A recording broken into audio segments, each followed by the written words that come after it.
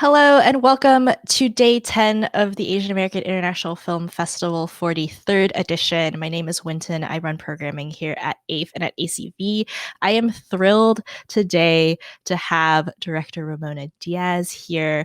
And she's graciously giving us time to delve into her career a little bit and maybe share some tips. Before we get started, I want to thank Nicole Ponseca and Jeepney for sponsoring this event. We really couldn't be able to do it without them, as well as our community partners, ADOC, AAJA, and the Human Rights Watch. So I'm gonna read. I pulled this off of your website, Ramona, the little bio about you. I'm gonna read off just in case anybody doesn't know who you are. My So my old website or I anyway, think okay. You so. should I think introduce so. me. It's My whatever comes age. up when you Google first. Oh, oh, Yeah. okay. We'll see. So, Ramona Diaz is an award winning Asian American filmmaker, best known for her compelling character driven documentaries that combine a profound appreciation for cinematic aesthetics and potent storytelling. Wow. Okay. I don't know who wrote Okay, it for someone else you. wrote that for me. Yeah, but I actually do think it's a good jumping off point. Okay. That I think you are a very good filmmaker when it comes to building character and doing it in an extremely cinematic way. How did you get started in doc filmmaking? Well, I started in fiction. So I did go to film school for undergrad and I did film studies. I went to for fiction. And that's what I thought I wanted to do for a long time. And after graduating from Emerson College, I went out to LA and did and worked in episodic television, which was very series television. They used to call it series television then, not episodic, series television. So it was, I'm dating myself here, but let me do that. It was Remington Steele with Pierce Brosnan and Stephanie Zimbalist. So extremely mainstream. It was my first job out of college, and I thought, wow, this is what working's like, which is crazy because you had hiatus. It was like you were a teacher, right? During the summer, you took off the summers and then you came back for work for the season. And because our executive producer wanted to keep us, he would pay us he would keep paying us over hiatus because he Oh, wanted to keep us. Otherwise, we would go look for other jobs. He was very kind to you. He was a very kind person. I thought, and in those jobs, they would feed you. They would like if you stayed a little after 6. I was a writer's assistant. A little after 6, you could order dinner. So all the assistants would stay like 6:01, order dinner, and then go home. Right. I thought, wow, this is so good. This beats working. I love this job. And I thought all jobs were like that. But so I did that for 5 years. For however long, I think Steele ended because Pierce Brosnan wanted to be James Bond or something. And I was also ready to move on.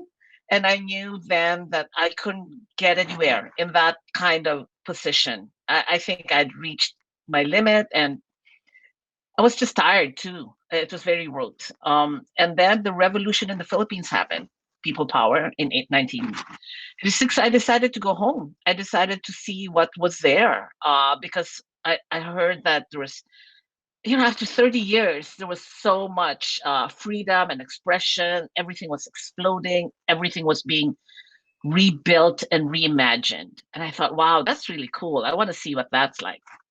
And it was very different from Los Angeles and being working in Hollywood. So I went back and I thought I was going to stay for a year. And I stayed for like 4 or 5 years because I got involved in documentary filmmaking. That was what was happening. It was happening on the ground. It was happening, but it was a mess, right? There were no systems. So it was trying to figure out how to do this without any guideposts and without any structures. After a while, got old, and there was no money for it, and I wanted to go back to school. Actually, so I came back to the U.S. and did my um, graduate studies in documentary filmmaking, and that's how it really started. But so my roots are really my influences are both fiction and nonfiction. yeah, and I think that really Yeah. shows in how you craft some of these character narratives because they do sometimes feel very like dramatic. Like you're watching like you're watching a TV show or you're watching something like that, but there's this honesty and truth to it. And kind of your first big film that you made was Imelda back in 2003. And what was really interesting with Imelda, especially on face value, is the access that you had to her, right? The first lady of the Philippines and kind of her extravagant lifestyle. Could you talk a little bit more about access and how you essentially not only gain the trust of the subject, but also placed yourself in enough to get kind of the real stories? Access is key in documentary, but access is not static. It's on. I always say it's an ongoing negotiation. Because if they really understood what it was that what I wanted in terms of access, they'd take to the hills. No one would ever do it, right? Because you want a lot, and I don't expect anyone to give it to me immediately. I know I have to earn. I have to earn that access. So with Imelda Marcos, for example, and that's where I really learned. It was my first film. It was my first independent film. It was about an anti-hero. I had all the things I didn't know making that film. I think were was everything, right? Because I don't think I would have done it if I'd known then. Because first of all, I was trying to make a film about an anti-hero. No one wanted to fund a film about an anti-hero, right? Unless it was, and I wanted to make a nuanced portrait of her. It wasn't a laundry list of her sins, because I felt like 60 Minutes was doing that already. The Mhm. news was doing that. I wanted to do something else that would add to the conversation. And I always think of it as, I hope that it still makes sense 20 years from now. So that's why I also try to veer away from breaking news, because I want to transcend that and make it, timeless. That's always my intention. But people didn't want to hear it about Mrs. Marcos. They wanted to really have like a Mrs. Marcos is evil and bad, that kind of film where clearly she is not a hero. And I didn't want to do that. So it was very tough, first of all, to raise money. And the access, I think I came at the right time. Remember, this was already way after they had been deposed. They were in exile in Hawaii and then went back to Manila. So basically, the mainstream press had moved on. And she was so used to attention. All throughout her years as first lady, there was always a crew following her. And then after that, the world press was on her. So when they went away, I came in, and I think she was missing that kind of attention. And also because I was born and raised in the Philippines. There was some connection there. She also understood where my not my family, but she knew some parts of my family, some parts of which were clearly anti-Marcos. But I Mhm. had a cousin who was also a good friend of hers, so we were divided. Um, so there was a context. I had Right. context for her, so that was also part. Not that she gave me everything immediately, but it was this really just being very transparent. I think that's key. I try to Mhm. tell everyone I film, this is what's happening. This is what I want to do. Um, these are all the other people I'm filming. I Mhm. want it to be clear with everyone, and I think she Mm. appreciated that to some degree. But it, it was a process. It was a Mhm. process. But Mrs. Marcos likes the camera as well, right? So there's that. She yeah, she loves it. You have to choose people who, first of all, it's casting, right? They have to love it, and the camera has to love them. Mhm. It's seldom talked about in documentaries, but you do cast them. Because Right. even if they have a great story to tell, if they're not great storytellers, then it's a 5 minute YouTube clip, right? As opposed to Mhm. a 90-minute feature length documentary. Right. So yeah. Yeah. I think, yeah, people would kind of misunderstand that a lot of choices are made even before cameras start rolling. So trying to pull the curtain a little bit even more, you talked about knowing that you wanted to tell a bit of an anti-hero story. How much, I guess, yeah, how much did you know, like thematically and tonally, before you start shooting? Um, what happens in the process, and then how much changes in post as you finally have all your materials together? With Imelda, it was very, very different. So I envisioned it as sort of this Grey Gardens kind of film, and very Sunset Boulevard, right? Imelda Mm. Marcos in her penthouse alone, and the sort of and look at her past glories, right? Through old news footage or through photographs. Very Norma Desmond, Mm. and very great, and but Grey Gardens too.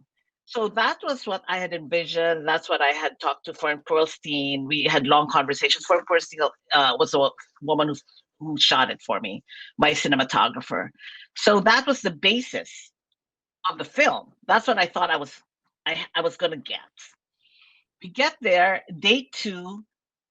Well, the second day, third day, I realized it was never gonna happen because Mrs. Marcos is so aware of the camera Mm. because she lived around cameras. So she would always be looking for it and talking to the camera, right? Directly. And I'd say, Miss Marcus, don't mind us, right? Don't talk to the camera. But it was never gonna happen, right? So I had to reassess. And together with Fern, I said, what can we do? What is then you have to look to her strengths. What does she do really well that's very compelling? She tells stories. Now, whether they're true or not, right? I mean, the fact that she's not a very reliable narrator, that's a whole other thing. But she told stories as well, this like grand tales of Muammar Gaddafi, Mao Zedong, and you're like, holy God. So I said, okay, let's change, right? Let's oft use word these days. Let's pivot. But Mhm. we had to, because it wasn't going to be Grey Gardens. It was never going to be. Um, and so we used her stories. We used her ability to spin tales, and went with that. And I think it was a right thing to do. I mean, it worked for the most part. So in the post, it was completely different. Then the archival footage came in, and also, um, I, I then started looking at the archival, and I found such amazing archival footage that was not in my plan. But Mm. then, because I then said, let's look at archival because it's not going to be Grey Gardens. Maybe it's going to be this other kind of film.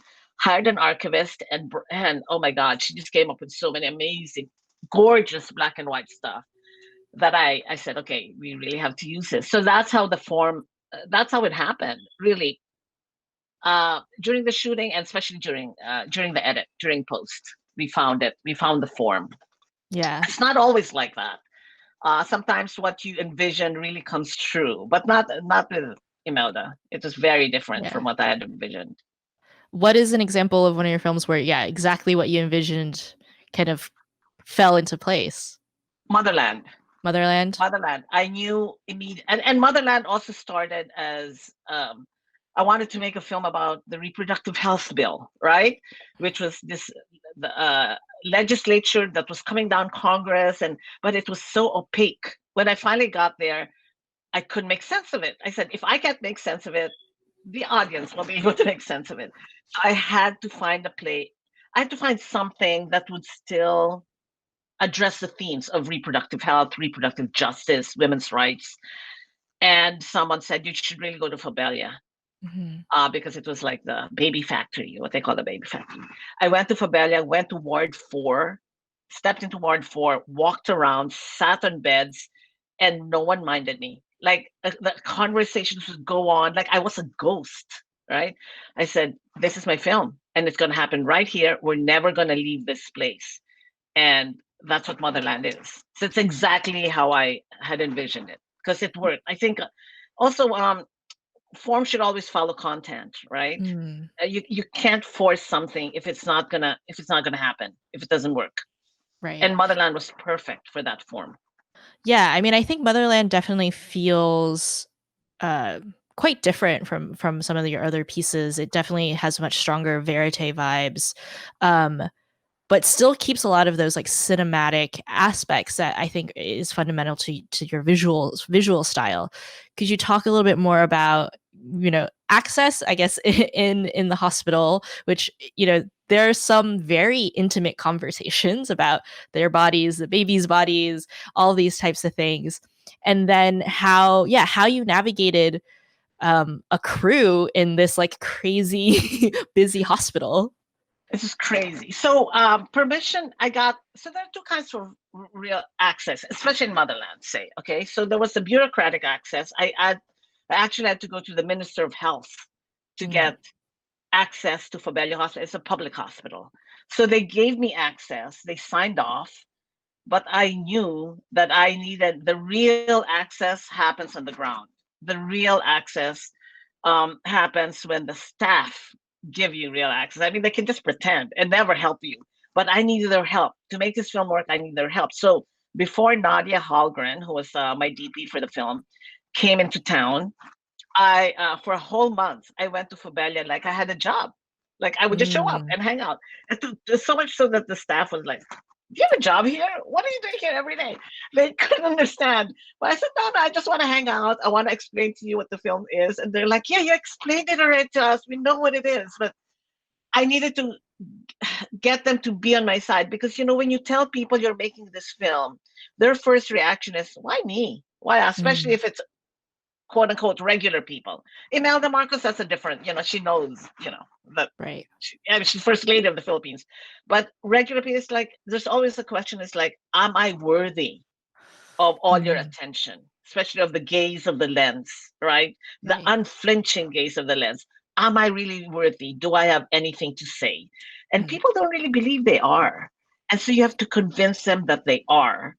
And once that happens, then they help you, right? So in this the staff then started understanding what it was I want. Like Fabella had been covered by the BBC in the past by news, so they would parachute in for 2 days and then leave. Right. I wanted to stay there for like 8 weeks, 7 to 8 weeks. That was what I had asked, and they were wondering why so long. And it, the same thing happens every day. It's so rote to them. It's so boring. But once they understood what it was, how different it was, then they started being what I call my embedded producers, right? So by the Mm. time Nadia came on board, they knew exactly what I wanted because I made my life even more difficult because I wanted to film mothers and not staff. Staff were easy. They were there all. I mean, the average tenure of a caretaker there was like 25 years. So they'd be there every day. But I wanted, my point of view was the mothers, right? So how do you find mothers in 7 weeks?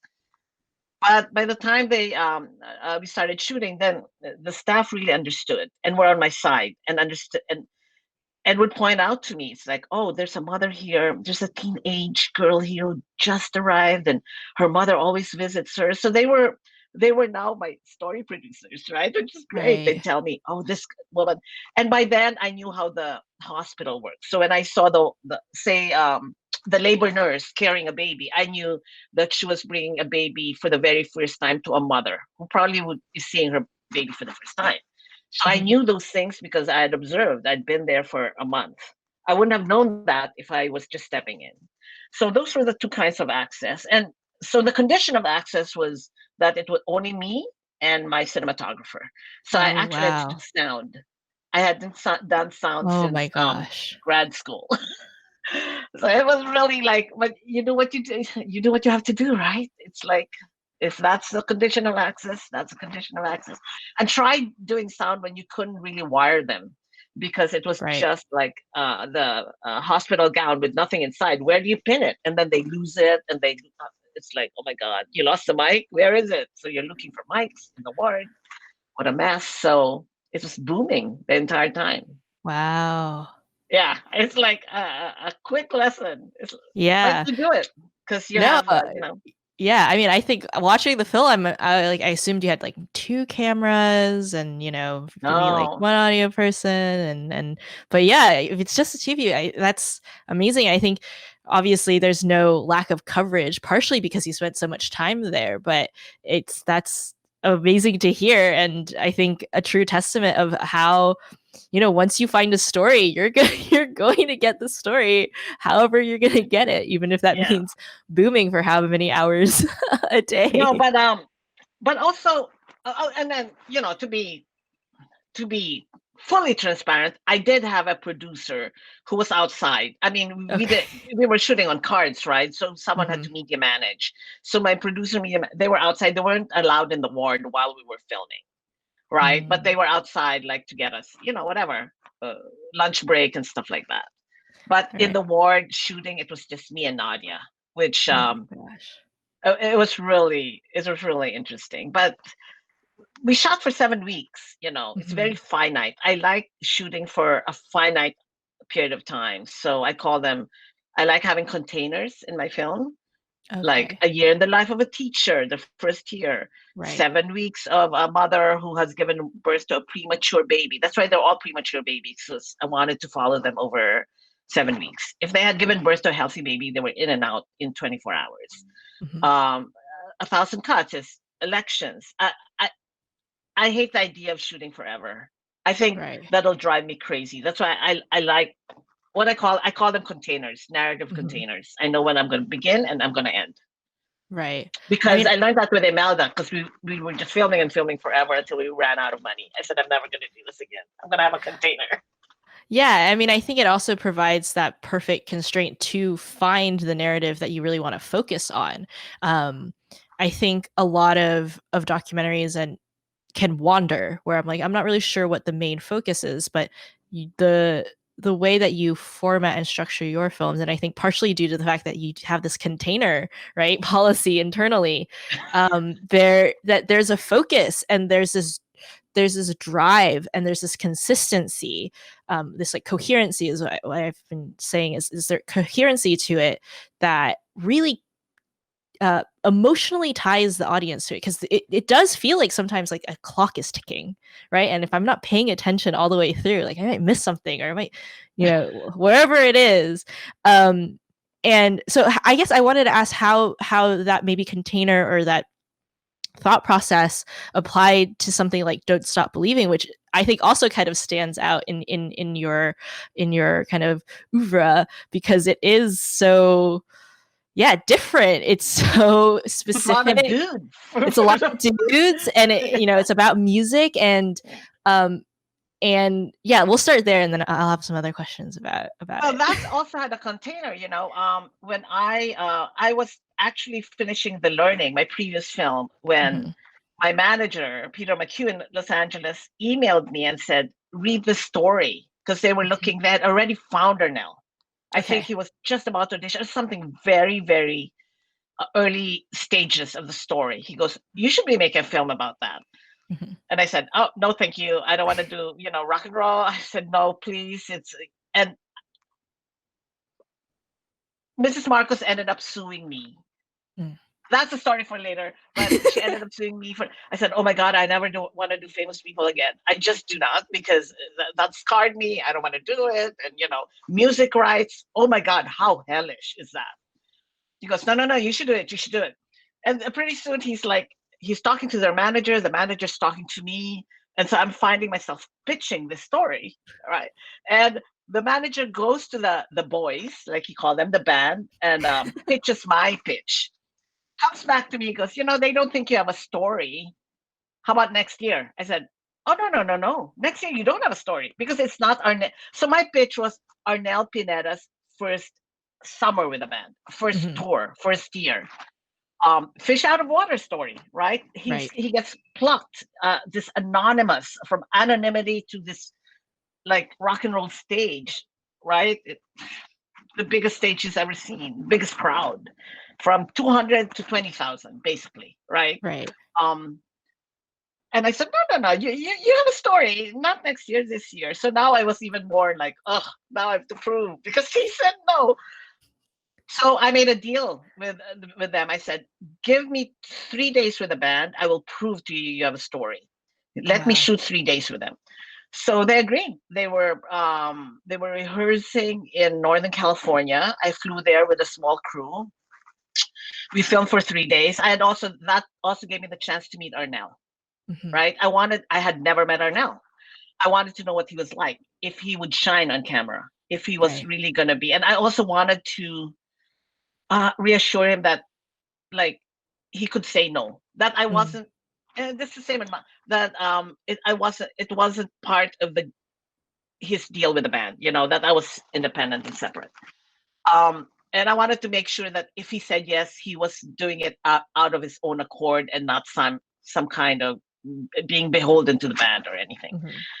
And then I met him, and then he was golden, right? You're like, oh gosh, he was so good in camera. You're like, "Oof, now I have to make it because he's so good. And so we cut something in, in a week. We sent it back to the band, and they came back in a couple of days because they showed it to their agent, and the agent showed it to his wife. His wife cried and said, "You must make this film."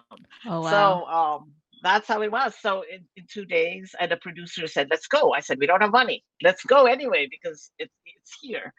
But that was a container too. That was um, one summer. And Mhm. no, all the way to no, that was 1 year because we followed him to Manila. Then we followed his homecoming concert, and then we filmed with the guys separately outside the tour because I wanted to see what they were like outside the tour.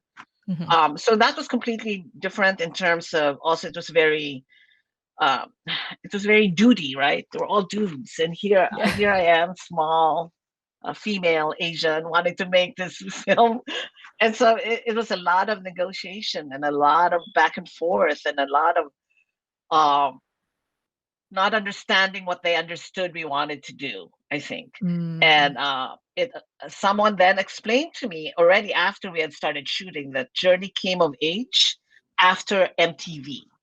So it was MTV that sort of broke open the doors of backstage. Suddenly Mhm. it was like daylight upon magic, backstage. Everyone was Right. backstage filming, but they came of age before that, so they weren't aware. It's like they weren't part of that. So when we wanted access to backstage to them, that's sacrosanct. It's like, why do you want to go backstage? Right. So it's like explaining like this is not reality television. I'm Mhm. not here for the gotcha moment. I'm not here to film you misbehaving or catch you misbehaving. Nothing like that. I really want a story. And it's Arnell's story. So a lot of back and forth, especially with the boom. It's like, what is that? I'm like, it's a boom. Come on, you guys. Yeah. So it was really interesting. A group I thought would be so used to having cameras around them were the Mm. least used to it and really minded the presence of the camera. So Wow. it was a steep learning curve for them and for me. Yeah, I mean, I think we don't, on the audience end, we don't see that like tension. We don't see too much of the fact that so much negotiating was happening because again, what I think is this through line is that there is this you have this amazing kind of steady-handedness across all of your films where like I never question for a second. There's no wavering, right? It's like that's the story, right? This is the story we're going to tell and we're going to get it I wherever mean, it that's takes one us. story, right? But Yeah, access is always another story. And right. there are many times that should we turn the camera on ourselves? Mm, In that, it always happens. Should we be turning a camera? And I'm like, ew, because right. yeah, right? It's like that's boring to me. That's boring. The process of trying to get them, and it only Exactly. that's 10 minutes, right? And then you're Right. done. Yeah. Yeah, but the story of access and behind the scenes is forever. Like I said, it's not static, and every film's different depending on who you're filming and the Yeah. situation. And I always come into people's lives at watershed moments in their lives. Mm, Someone becoming famous, motherhood, their first year in America teaching, uh, Maria getting arrested. So it's always this crazy time in their lives. With Imelda, she had just come home from exile. And I'm asking to film that part. It's yeah. What am I thinking? Right. yeah. So, but But yeah. you handle it with such sensitivity. I think, there is given a watershed moment, you can either exploit it or you can kind of, cultivate it, right? Cultivate trust and I think that's definitely the side that you tend to land on, which is you're cultivating trust and revealing those more softer and more I guess vulnerable moments. Um in regards to identity, I think, right, if we look at the topics across all of the films that you've done, there's a lot of different things happening and it's clear that you have, different interests and different passions, which is great for us as an audience. But the thing that I think is clear in all of them is your own Filipino identity. Can you talk a little bit about, I guess, how you approach sometimes how much of yourself in terms of your own personal identity that you put into it, or your kind of cultural identity, and then how much we had talked a little bit about before on the pre-call, but how much you think you have to explain for people who aren't Filipino? I feel there's one thing I really have to keep in mind is that I have to trust the audience, right? I have to trust that they will get it, and however fact, and not all of them get it in uniform ways. They get what they want out of it, and they get sometimes it's more profound stuff, sometimes it's not. But in terms of my being Filipino, being my Filipino identity, I know my just my gaze makes it Filipino, right? Because there's Mm. certain things I'm really interested about, and to me, I'm very interested in humor because I find Filipinos are very funny, right? And I find in a lot of those situations, humor saves them, especially when I film less powerful people like Motherland, right? The more um, disempowered people like The Learning and Motherland. It was important to me that I filmed them in their humanity, right? In their Mhm. full humanity. They don't all have to be good. Like we were talking about, they don't all have to be good. They don't all have to be serious. And just because you're poor doesn't mean you're good, right? It's like some of Right. them are not nice. Some of them are really funny. Some of them are heroes. Some of them really are the breadwinners of the family, and they're going to do well to a fault. Sometimes it's also their undoing. This wanting to help the family is their own undoing.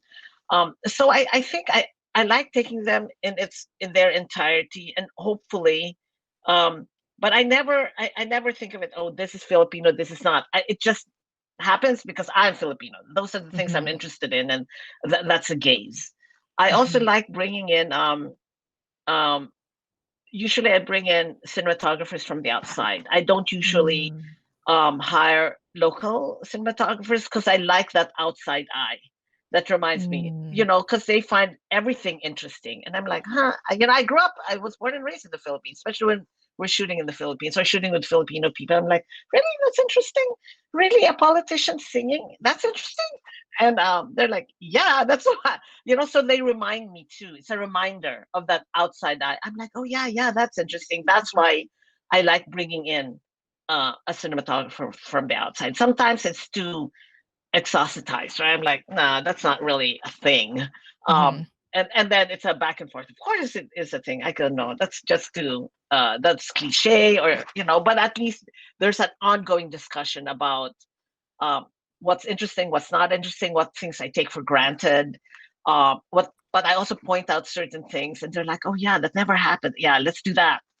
Um, did I answer your question? Yeah. So it's Yeah. never very conscious, but the thing I'm conscious about is I do have to film them in their full humanity, right? Mhm. There is no one thing about being a Filipino. Right. They're not monolith, right? There are Yeah. many kinds of Filipinos, just like there are many kinds of people in the world. There's Right. as many kinds of Filipinos, right? Yeah. It's so interesting to hear about that collaboration with your cinematographers, and that you guys are constantly checking yourself, right? You're checking your gut, they're checking their gut, about how it's going to do. And I think it really does show on the film, like in the films, right? Where it is that fine line of being really personal and revealing something that we may not expect, but then also, yeah, from an outsider kind of more critical perspective, right? Um, and you had touched on this briefly, but looking at poverty, but I think just looking at communities of color, and in particular for your work, communities in the global South, a question that we also often hear or talked about is who is allowed to tell these stories, right? Who is the most appropriate, right, to tell these stories. And I think for a lot of people, especially before this current wave of Asian American documentarians, it was you had to be a stuffy British man because only they knew what was right and wrong, and they knew what to tell you, right? But now I think, especially in the past 2 decades, that's definitely changed. Could you talk a little bit more about, do you ever get pushback about some of the pitches that you have, or kind of other feedback that you get from either within the Filipino community or outside of the Filipino community?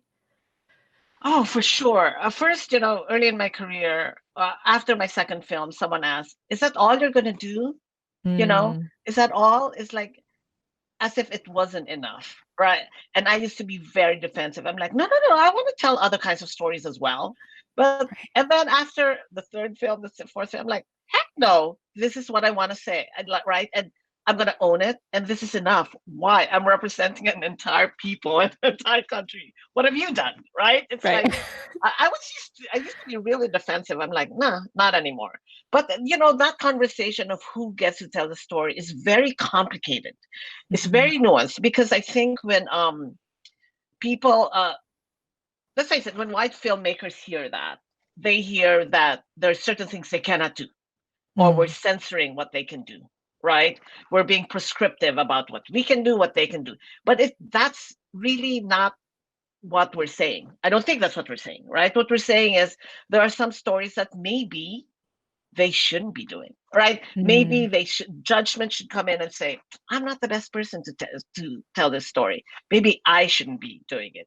Or if you tell the story, be very clear on that you really know the culture, really study it, the language, because I still, for the life of me, don't know how you can tell, except for one filmmaker. I love her film about Japan. But anyway, but for the most part, if you can't understand the language, you can't understand culture.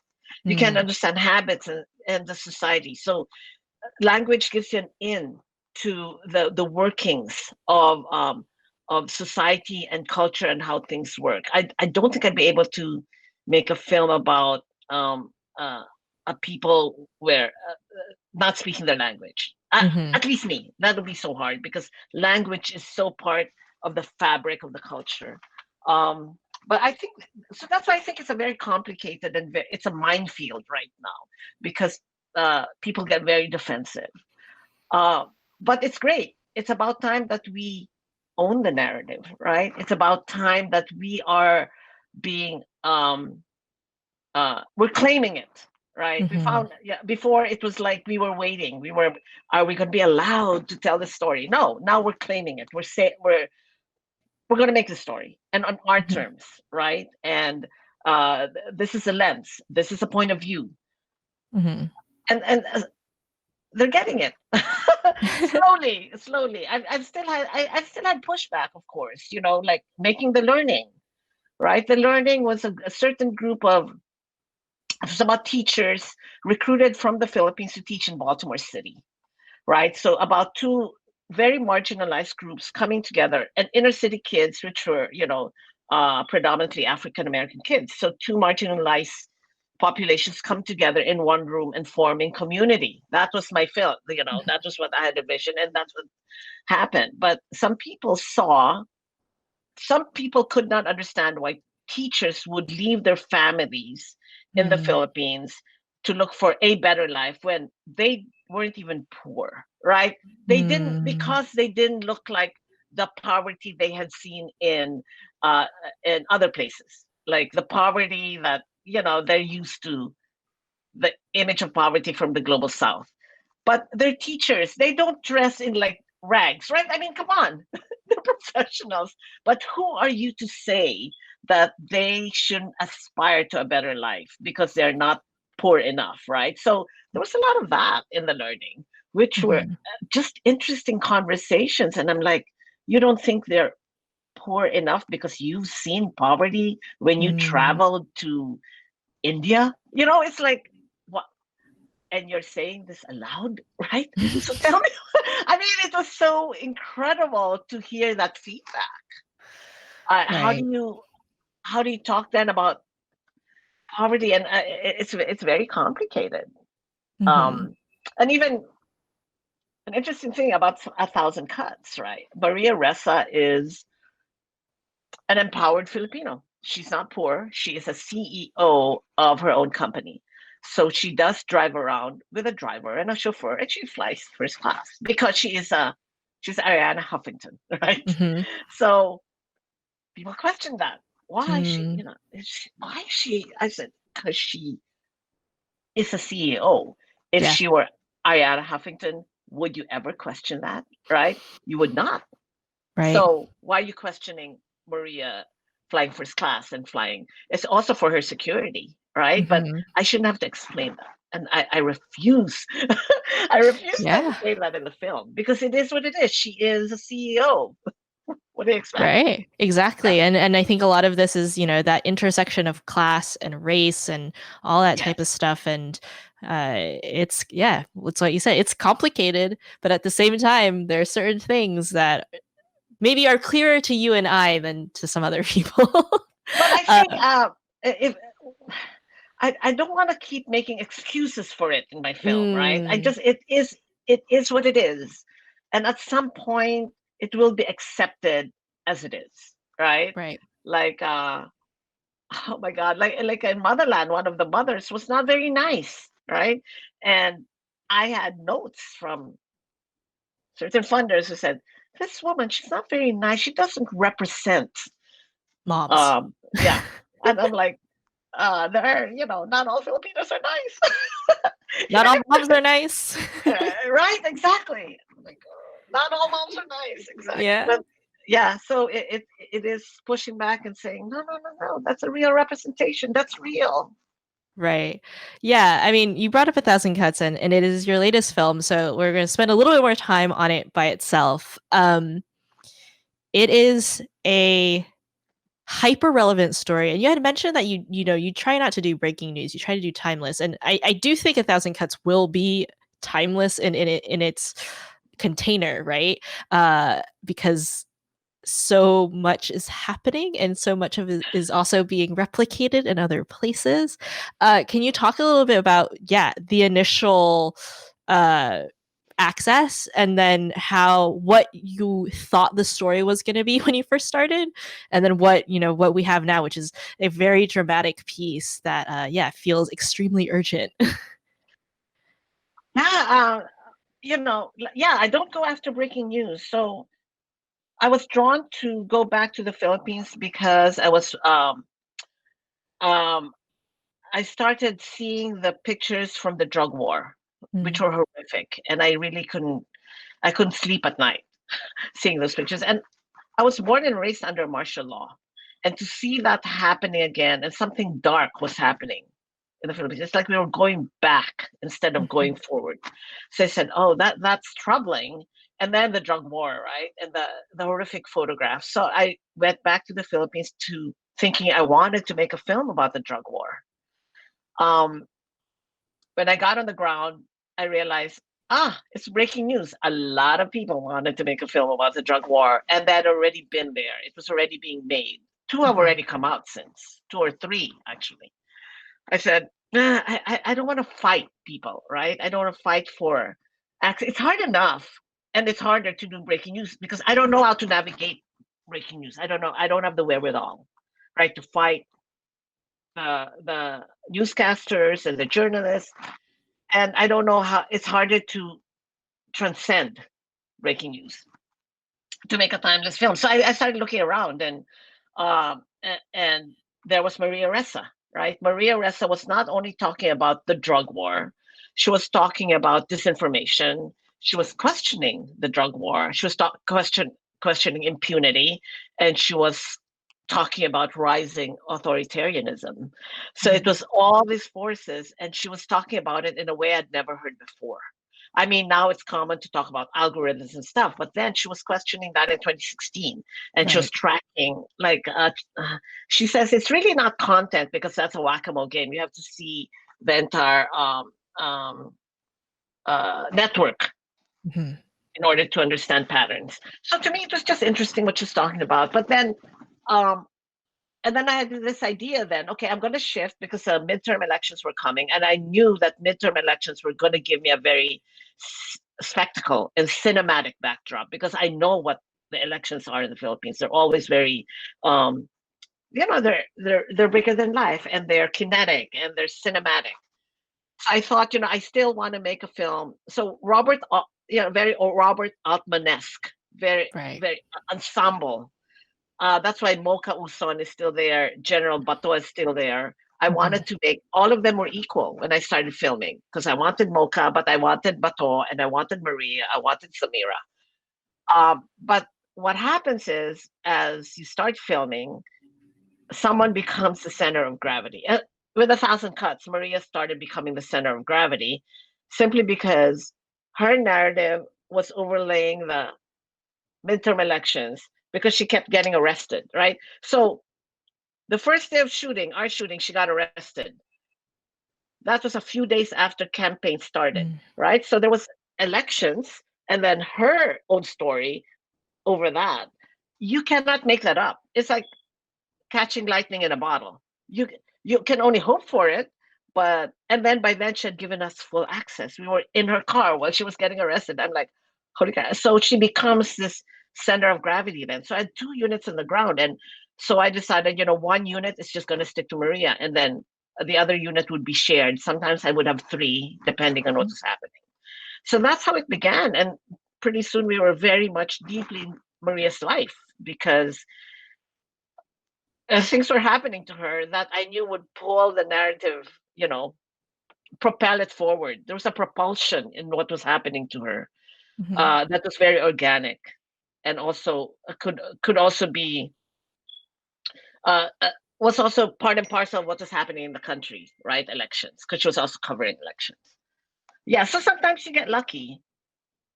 I find I get lucky. So there, you're in Yeah, the right no, place. I mean, yeah, I think luck is an important part to acknowledge, especially in Yes. documentary. Yeah. Um, we were talking about this earlier, but I do think A Thousand Cuts it takes some of the best parts of your previous films, and I think time provides even more polish. You've been doing this for quite a while and continuing to sharpen your Wow. skills. Um, and it takes kind of some of the verite aspects of Motherland, but takes some of the kind of interview skills and the access that skills that you've built up over following celebrities, and Maria kind of lives in that in between where she is kind of a celebrity but at the same time is a hardworking professional who has things to do in her life. I guess what were some lessons learned in making A Thousand Cuts that you think maybe came from previous experiences and maybe that you hope to bring to the next project? To be really zen about it, right? To trust, when you choose a story, stick to it. Trust that something's going to happen. Many, many times, nothing happens, but it only takes.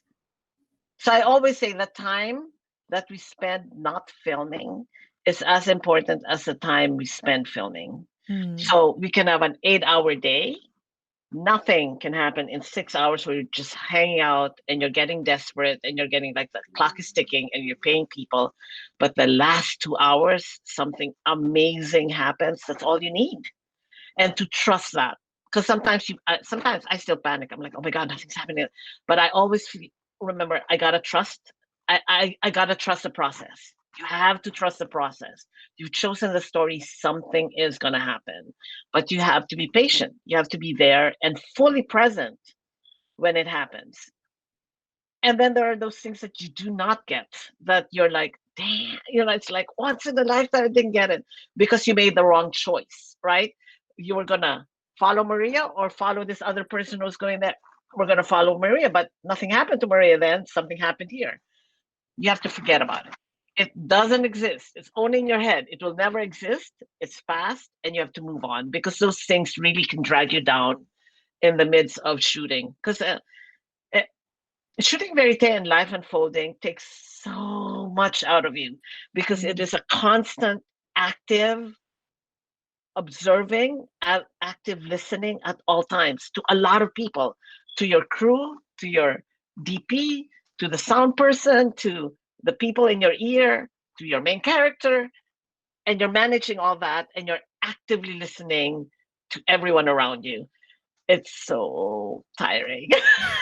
But that's what you have to do. And I think it's in the trusting of the process that has made me uh, that that you're responding to, Hmm. that you're responding to, I think. And never Yeah. fear it. Um, there were some questions in security with 1,000 cuts, but um, what am I going to do? Not do it, right? Right. A very I'll Maria regret it attitude. forever. Yeah, exactly. We Yeah. had to in a little bit. Her the thing she has, the preternatural thing she has, sort of rubbed off. Yeah. No, and I think it's something you probably already had inside of you, and you guys get to just play off of each other and continue to push each other.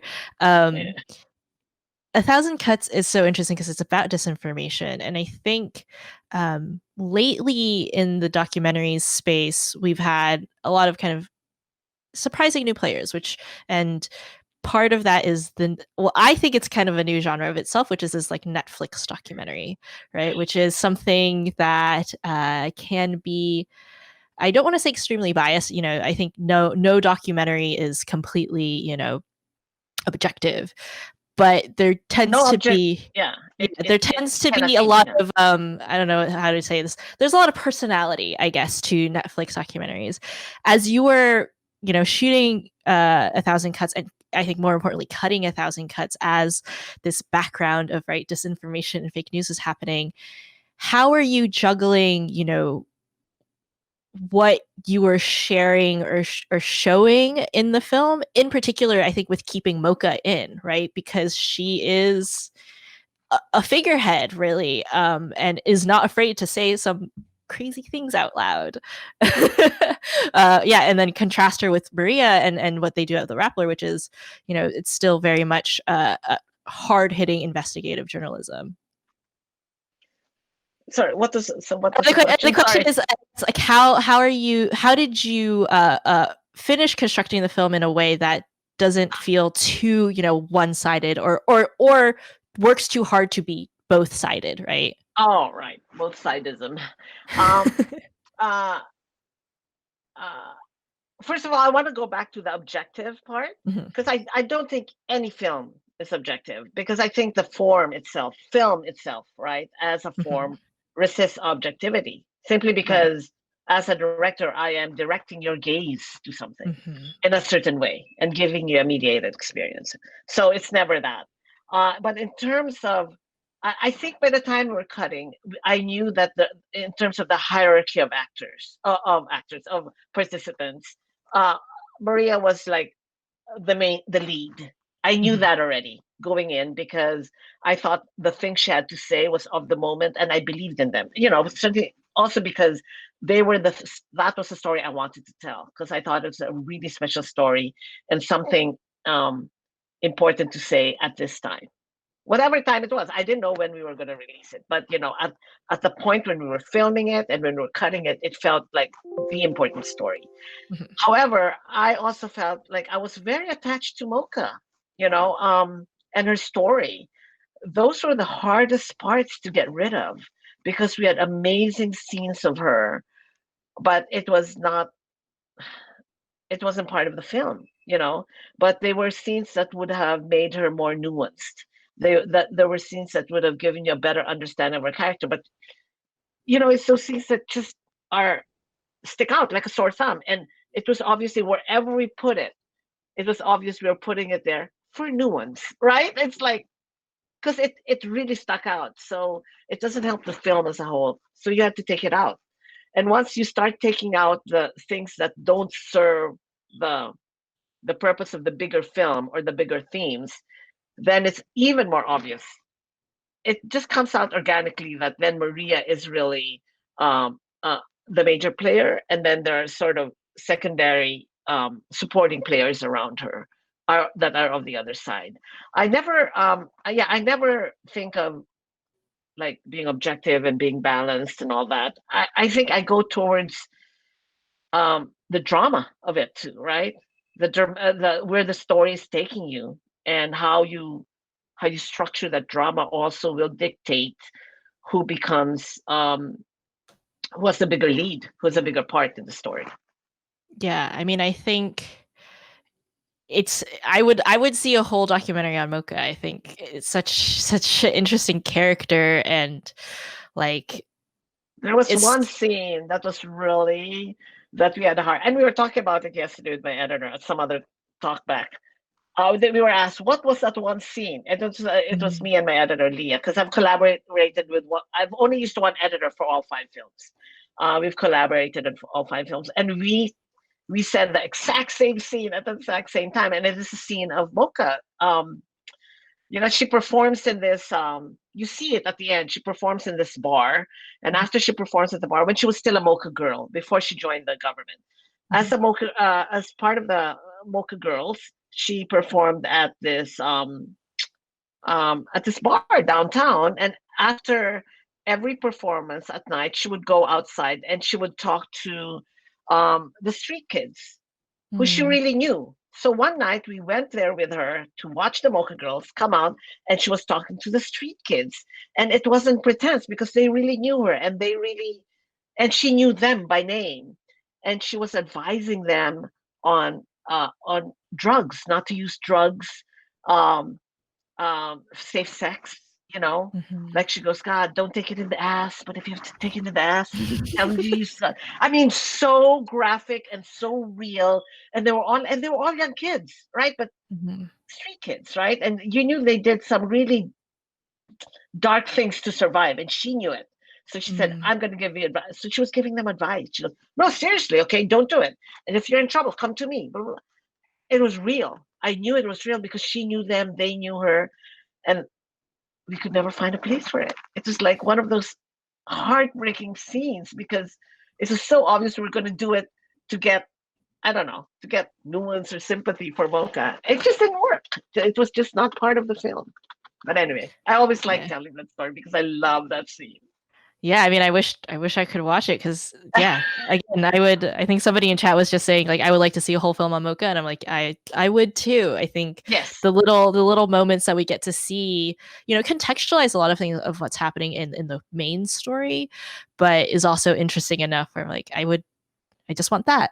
Um, so we're running out of time, and so I want to just make sure that we wrap up nicely.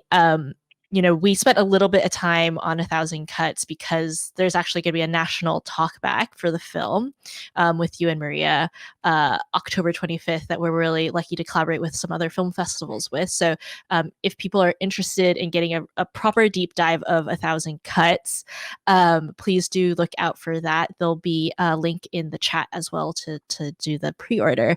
Um, so my last question for you, Ramona, is if you could give one piece of advice to a documentarian who may be watching this, or an aspiring documentarian who may be watching this, what would you tell them?